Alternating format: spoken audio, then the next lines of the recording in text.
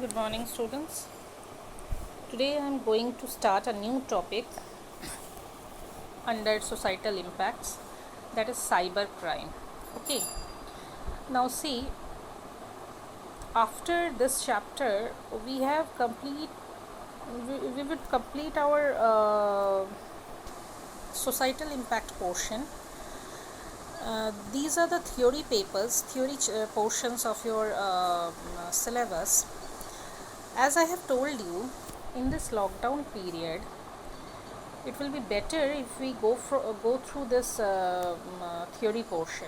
Okay, so our theory portion is about to finish, and the practical portion, one practical portion we have discussed in our syllabus, that is SQL portion, that we have already discussed, but we haven't yet done our practicals. Okay, so I would like to give you the MySQL practical statements. Please go through it. Okay, one more thing, after this chapter, after this theory portion, I would like to start the data visualization portion, which is a very interesting part of your syllabus. It is also easy, but it is practical oriented. I would like to take live classes in that portion. So students, please be ready for the live classes. But one more thing, I would like to install the Pydroid editor in your phones or machine, whatever it is. I hope you would easily find it suitable to install the Pydroid editor. Okay, you may download it from the Play Store itself. Okay, let me finish this portion first. Okay, so today I am going to discuss the topic cyber crime. Give the heading cyber crime. Any kind of crime that involves a computer and a network is called a computer crime or cyber crime. Example: hacking, phishing, spamming, child pornography, hate crimes, etc. So these are called cyber crime. Now, being a computer science or IT professionals, we must protect ourselves against cyber crime. But how? You may make sure that you have a security software, and it is a updated one installed in your computer. Number 2 is, you may lock or log off your computer when you step away. Number 3, go offline when you don't need an internet connection. Number 4, consider sharing less online. Don't share here and there in all social networking sites or these things. Okay, be careful about that. Number 5 is, when you are using public Wi-Fi, be secure and be careful. Don't use any money transaction or any kind of information sharing while you are using public Wi-Fi. Okay, and if you are not understanding what is going on, please don't click into anything. Okay, so these are the ways you can protect yourself from against cyber crime. Now let us see what are the different types of cyber crime. Give the heading types of cyber crime.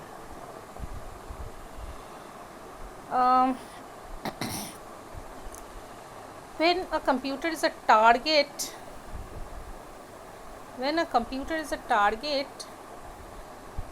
of a cyber crime, when a computer is a weapon of a cyber crime, and when a computer is an accessory of a cyber crime, these are called types of cyber crime.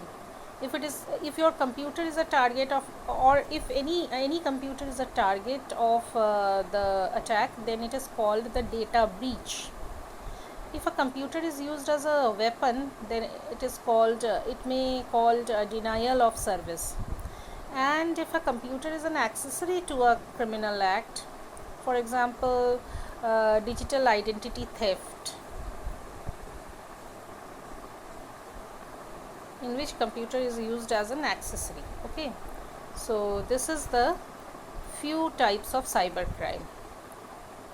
Come to hacking. Hacking is one of the important concept in the field of cybercrime. Please note down hacking. Hacking is the process of gaining unauthorized access into a computing device or a group of computer system by cracking of passwords and codes. Full stop. Now see, there is another term called cracker in this hacking manipulations. Now one important question for your examination is difference between hacker and cracker. Please give the heading difference between hacker and cracker. A cracker breaks the security of computer system, and a hacker is a person who likes to explore computer systems and master them. So there is a difference between hacker and cracker. A cracker cracks or breaks the security of computer system, whereas a hacker is someone who likes to explore your computer system. So there is a difference between these two. Questions may come in the examination. What is the difference between hacker and cracker? This is an important part. Okay, now please give the heading types of hacker. We have black hat hacker and we have white hat hacker. Then we have grey hat hacker. Three types are there. Please note down their name: black hat hackers, white hat hackers, and grey hat hackers. Black hat hackers are those individuals with extraordinary computing skills.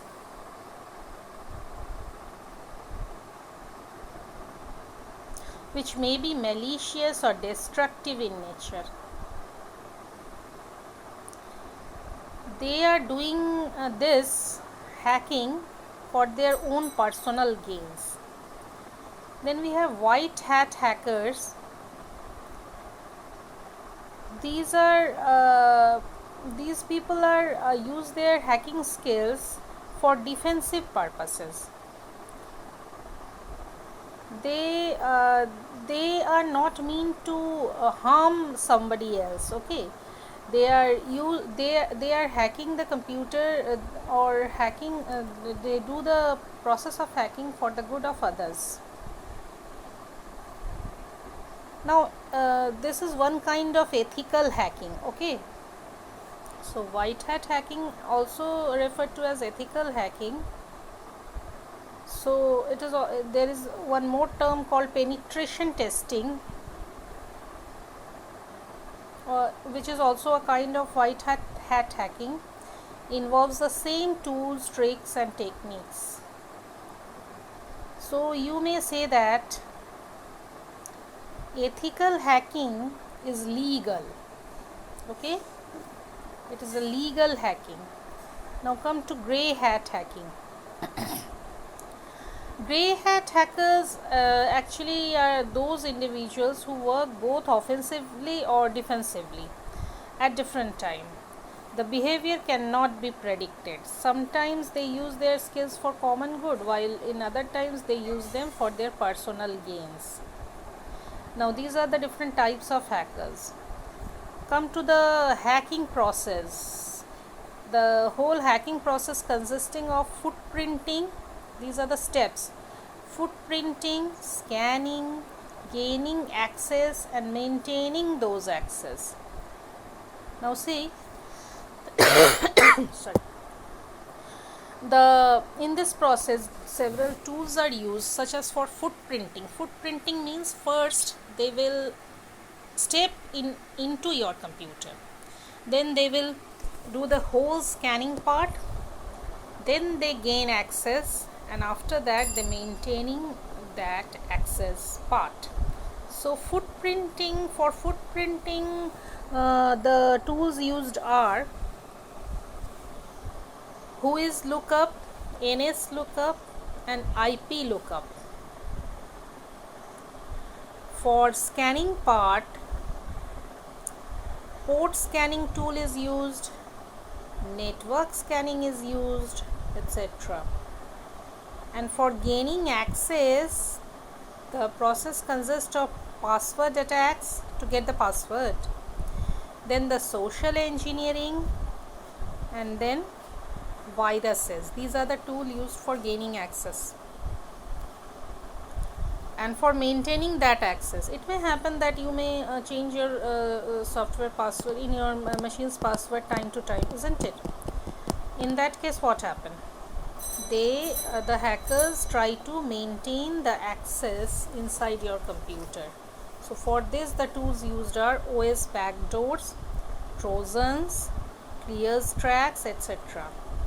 So be careful about several techniques used for hacking process. It may happen to your computer also. Now, to be an ethical hacker, what are the different skills required? If you are using Microsoft, then you must have skills in operation, configuration, and management. If you if you want to be an ethical hacker, in case of Linux, you must have knowledge of Linux, Unix, security setting, configuration, and services. In network protocols, you must have the knowledge of TCP/IP and several other protocols.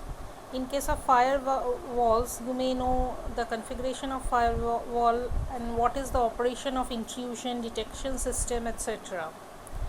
For project management, you may require leading, planning, organizing, and controlling a penetration testing team. Then you have, in case of routers, you may have knowledge of routers, routing protocols, access control list, and then you must have a knowledge of mainframes.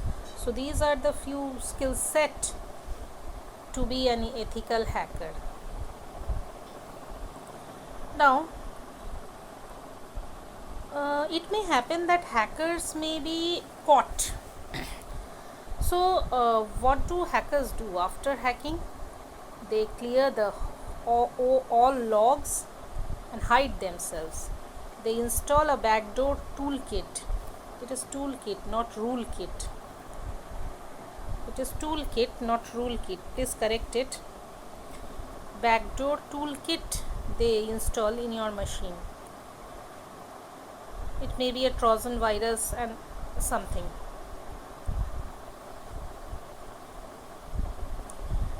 Then they install patch security hole, so the other hackers cannot be intrude.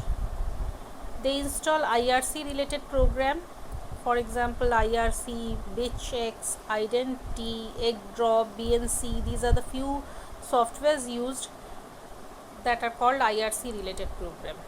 Then they install scanner program to do the whole scanning, and that is MS Scan, SS scan, mscan, nmap, etc. These are the tools used. Then they install exploitation program, they install denial of service program, and use of all of the installed programs silently. So these are the things the hackers do generally after doing hacking. So they may never caught. If you want to prevent hacking, what should you do? You should download the software from authorized websites. You scan all types of hard drives before running. Abstain from keeping easy passwords. Never store or share login information. Do not click on random email attachments. These are the few tricks and techniques to prevent hacking. So this is all about hacking.